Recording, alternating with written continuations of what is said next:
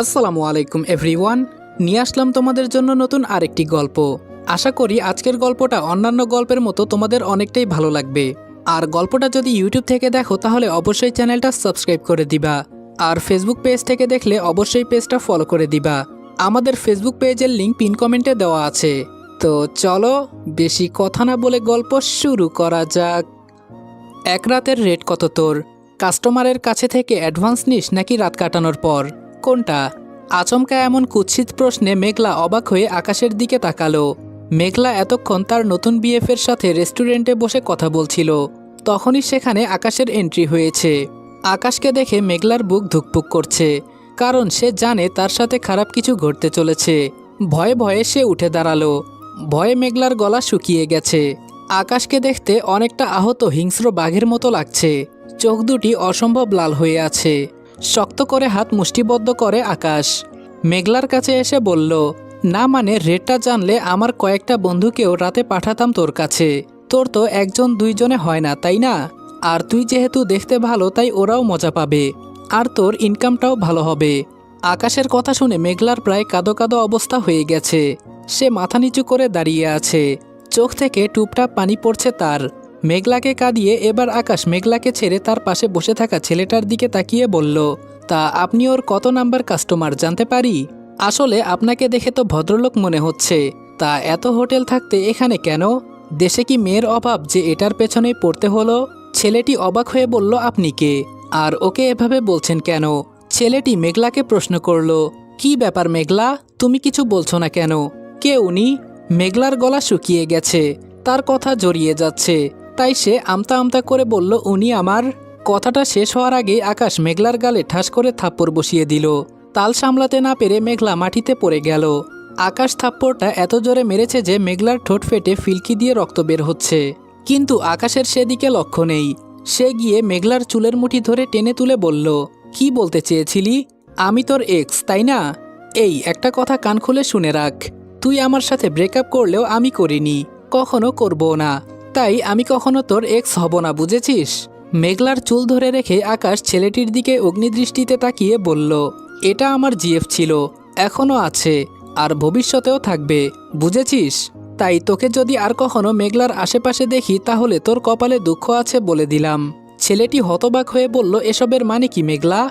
আর ভাই আপনি যেই হন, শুনুন, আমি ওর সাথে গত 7 দিন থেকে রিলেশনশিপে আছি, তাই আপনার সাথে যাই থাকুক সেটা অতীত। আকাশ বলল, সেজন্যই তো বললাম কত নাম্বার আপনি। আর আপনি হয়তো জানেন না মেঘলা আমাদের বাড়িতেই বড় হয়েছে, এখনও সেখানেই থাকে, আর আজকে থেকে আমার রুমে থাকবে। আর কিছু কি বলতে হবে? ছেলেটি বলল, মেঘলা তুমি কিছু বলছো না কেন? মেঘলা কাঁদতে কাঁদতে বলল, স্যার ছাড়ুন আমাকে, আমি আপনার সাথে থাকতে চাই না, আমি উনার সাথে থাকতে চাই। আকাশ বলল, তাই নাকি? একবার বাসায় চল, তারপর বোঝাচ্ছি তুই কার সাথে থাকবি আর কার সাথে থাকবি না। গাইস, তোমরা কি জানো আমি অনেক্সে গেম খেলার মাধ্যমে প্রতিদিন টাকা আয় করি। এই আইপিএলে তোমাদের পছন্দের টিমের উপর বাজি ধরে তোমরাও যদি আমার মতো টাকা আয় করতে চাও তাহলে এখনই গুগলে ওয়ানেক্স সার্চ করে অফিসিয়াল ওয়েবসাইটে গিয়ে রেজিস্ট্রেশন করো। আর রেজিস্ট্রেশনের সময় যদি আমার দেওয়া special promo code RED18 use করো তাহলে অসংখ্য বোনাস এবং ফ্রি স্পিন পেয়ে যাবা। আর ওয়ানেক্স কিন্তু একটা ইন্টারন্যাশনাল লাইসেন্সকৃত প্ল্যাটফর্ম এবং সবচেয়ে বিশ্বস্ত। এখানে তোমরা ক্রাশ ক্রিস্টালের মতো গেম খেলে সহজেই টাকা আয় করতে পারবে এবং বিকাশ নগদের মতো সকল মোবাইল ব্যাংকিং অ্যাপের মাধ্যমে সহজেই তোমরা তোমাদের জেতা টাকা তুলতে পারবে। আর 24 ঘন্টা 7 দিন কাস্টমার সাপোর্ট সুবিধা তো রয়েছেই। তাই আমি এটা ব্যবহার করে আমার রেগুলার হাত খরচের টাকা আয় করি, তোমরাও ট্রাই করে দেখতে পারো। ছেলেটি বলল, আপনার সাথে ওর যতই রিলেশন থাকুক না কেন ও এখন আপনার সাথে থাকতে চায় না, তাই আপনি একটা মেয়েকে এভাবে হ্যারাসমেন্ট করতে পারেন না, আর আমাদের প্রেমেও বাধা দিতে পারেন না। আকাশ ছেলেটিকে বলল, মনে হচ্ছে তুই এই এলাকার না, এখানকার হলে আকাশের গার্লফ্রেন্ডের দিকে চোখ তুলে তাকানোর সাহস পেতি না। যাই হোক, তুই কোথায় থাকিস এটা আমি জানি না আর জানতেও চাই না, কিন্তু এটা শুনে রাখ, মেঘলার পাশে তোকে যদি আরেকবার দেখি তাহলে তোকে এমন জায়গায় রেখে আসবো যেখান থেকে আর কোনো দিন ফিরে আসতে পারবি না। সেই দিনই তোর শেষ দিন হবে, বুঝেছিস? আকাশ কি জিনিস সেটা এলাকায় খোঁজ নিয়ে দেখিস, তাহলেই বুঝতে পারবি। ভালোভাবে বলছি, ঘরের ছেলে ঘরে ফিরে যা। কথাগুলি শেষ করে মেঘলাকে টানতে টানতে নিয়ে যাচ্ছে আকাশ। আর হাঁটতে হাঁটতে বলছে, কতবার বলেছি অন্য ছেলের সাথে মিশবি না, অন্য কোনো ছেলের সাথে কথা বলবি না, এসব আমার সহ্য হয় না। তবুও তুই কথা বলতে চাস, তাই আমি মেনে নিয়েছি। কিন্তু এখন তুই কথা তো কথা, একদম প্রেম করা শুরু করে দিয়েছিস। আর কত সহ্য করব আমি? আজকে এর সাথে তো কাল তার সাথে, এত ছেলের সাথে কিভাবে পারিস তুই? রাস্তা থেকে কুড়িয়ে এনে আমার বাবা মা তোকে এত বড় করে তুলেছে। আমি তোকে এত ভালোবেসেছি, আজকে সবকিছুই ভুলে গেছিস তুই? প্রতিদিন কোনো না কোনো ছেলের সাথে ফষ্টি নষ্টি করিস তুই। কেন, আমি কোন দিক দিয়ে খারাপ? আর যদি খারাপই হই তাহলে আগে ভালোবেসেছিলি কেন? আমার সাথে প্রেম করেছিলি কেন? আমাকে নিয়ে খেলা করতে, তাই না? আজকে তোর সব খেলা শেষ করব আমি। আগে তুই বাসায় চল। এদিকে এত জোরে হাত ধরায় মেঘলার ব্যথা লাগছে, কিন্তু আকাশের চোখে তা পড়ছে না। মেঘলা বলল, আমার লাগছে স্যার, আমাকে ছাড়ুন, প্লিজ ছাড়ুন, ব্যথা পাচ্ছি। এক মনে আকুতি মিনতি করছে মেঘলা, কিন্তু আকাশের কানে কিছুই ঢুকছে না। সে টেনে হিচড়ে নিয়ে যাচ্ছে মেঘলাকে। এক মনে আকুতি মিনতি করছে মেঘলা, কিন্তু আকাশের কানে কিছুই ঢুকছে না। সে টেনে হিচড়ে নিয়ে যাচ্ছে মেঘলাকে। চলুন দেখে নিই মেঘলা আকাশের কেমিস্ট্রিটা কি। মেঘলা যখন ছোট ছিল তখন তাকে কুড়িয়ে পেয়েছিল আকাশের বাবা। তারপর থেকে মেঘলা আকাশদের বাড়িতে থাকতো। আকাশরা দুই ভাই, কোনো বোন নেই, তাই আকাশের বাবা মেঘলাকে খুব আদর করতেন। তিনি আদর করে আকাশের নামের সাথে মিলিয়ে মেঘলা নামটা দিয়েছিলেন, কিন্তু আকাশের মা মেঘলাকে তেমন পছন্দ করতেন না। মেঘলা যত বড় হতে লাগলো আকাশের মার আপত্তি ততই বাড়তে থাকলো। তাই 10 বছর বয়সে আকাশের বাবা মেঘলাকে আকাশের দাদির কাছে গ্রামে রেখে এসেছিলেন। কিন্তু মেঘলা এবার মাধ্যমিক পাশ করেছে, তাই আকাশের বাবা তাকে আবার শহরে নিয়ে এসে আকাশের কলেজে ভর্তি করিয়ে দিয়েছেন। আকাশ মেঘলার চেয়ে অনেক সিনিয়র, সে অনার্স 3য় বর্ষের ছাত্র, আর মেঘলা ইন্টার ফার্স্ট ইয়ারে ভর্তি হয়েছে। এখন থেকে মেঘলা আকাশদের বাড়িতেই থাকবে। আকাশ মেঘলাকে ছোট থেকে চেনে। তাদের ছোটবেলায় আকাশ আর মেঘলার খুব মিল ছিল, কিন্তু মেঘলা এখান থেকে চলে যাওয়ায় আর দেখা হয়নি তাদের। আকাশের বাবা আজাদ সাহেব বললেন, রাবেয়া কোথায় গেলে, দেখে যাও কে এসেছে। আকাশের মা বলল, কে এসেছে? মিসেস রাবেয়া আসতেই মেঘলা গিয়ে সালাম করলো। রাবেয়া বেগম বেশ বিরক্ত হয়ে বললেন, ও মেঘলা, কিন্তু ও এখানে কি করছে? আজাদ সাহেব বললেন, আসলে মেঘলা খুব ভালো রেজাল্ট করে পাশ করেছে, তাই ভাবছি এখানেই ভালো কোনো কলেজে ভর্তি করে দিব। রাবেয়া বললেন, মানে কি, ও কি এখানেই থাকবে নাকি? আজাদ সাহেব বললেন, হ্যাঁ থাকবে। রাবেয়া বেগম বললেন, অসম্ভব, তুমি তো জানো আমার এসব প্যারা ভালো লাগে না, কখন কিভাবে ফাঁসিয়ে দিবে বলা যায় না, এসব মেয়েদের কোনো বিশ্বাস নেই।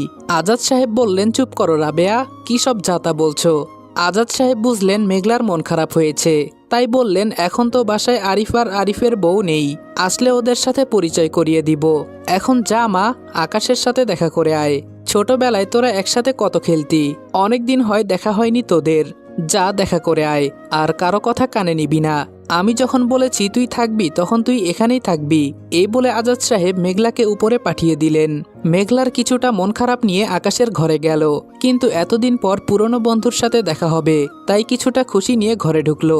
কিন্তু ঘরে কাউকে না দেখে বেরিয়ে যেতে চাইল মেঘলা। তখনই পেছন থেকে একজন বলে উঠল, কে আপনি, আমার ঘরে কি করছেন? মেঘলা পেছনে ফিরে চমকে উঠল।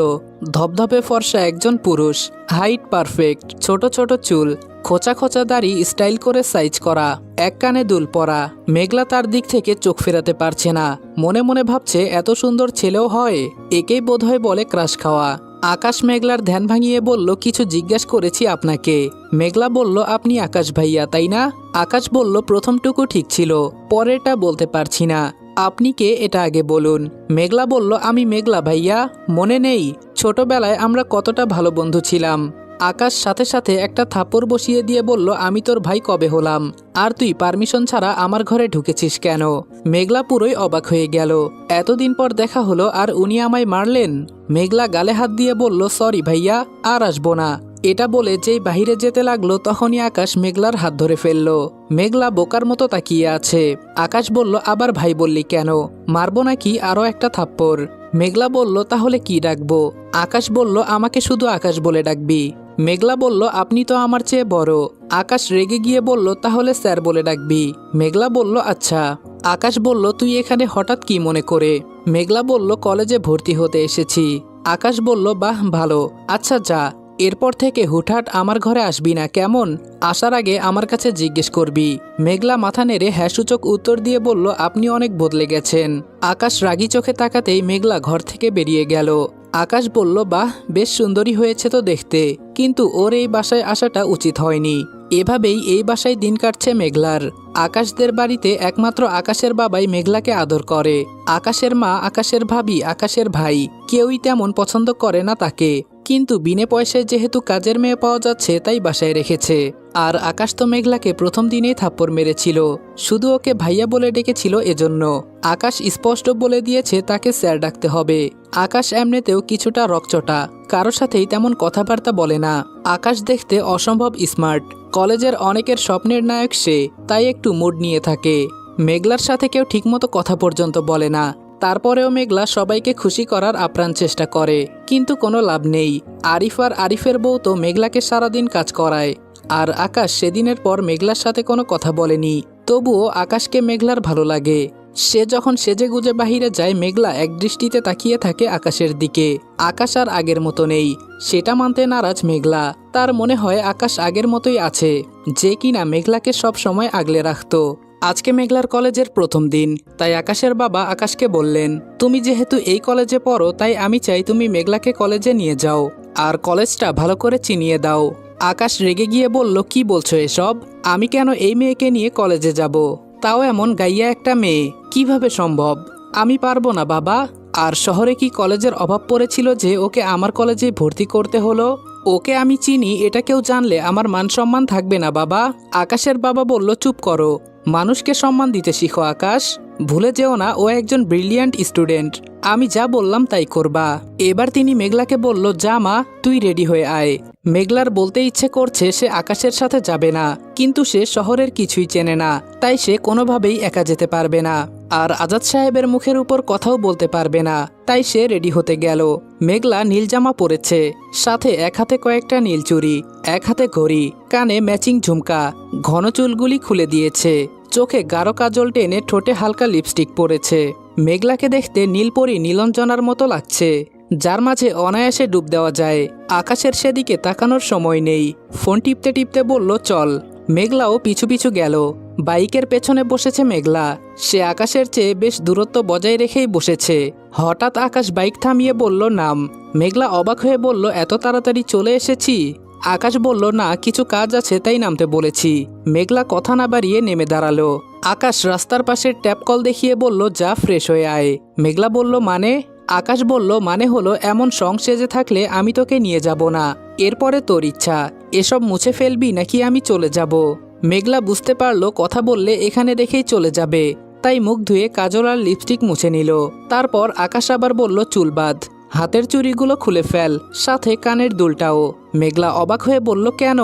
আকাশ বলল, কলেজে যাচ্ছিস, কোনো সিনেমা করতে নয়। মেঘলা সব খুলে ফেলল, সাথে কোনো ব্যাগ না থাকায় রাস্তাতেই ওগুলো ফেলে দিতে বাধ্য হলো। এরপরে যখন বাইকে উঠবে তখন আকাশ কিছু টাকা এগিয়ে দিয়ে বলল, ওই যে দেখছিস স্টপেজ, একটু পরেই বাস আসবে, কন্ট্রাক্টরকে বলবি কলেজের সামনে নামিয়ে দিতে, তাহলেই নামিয়ে দিবে। মেঘলাকে কিছু বলার সুযোগ না দিয়ে টাকাগুলো ওর হাতে দিয়ে আকাশ বাইক স্টার্ট করলো।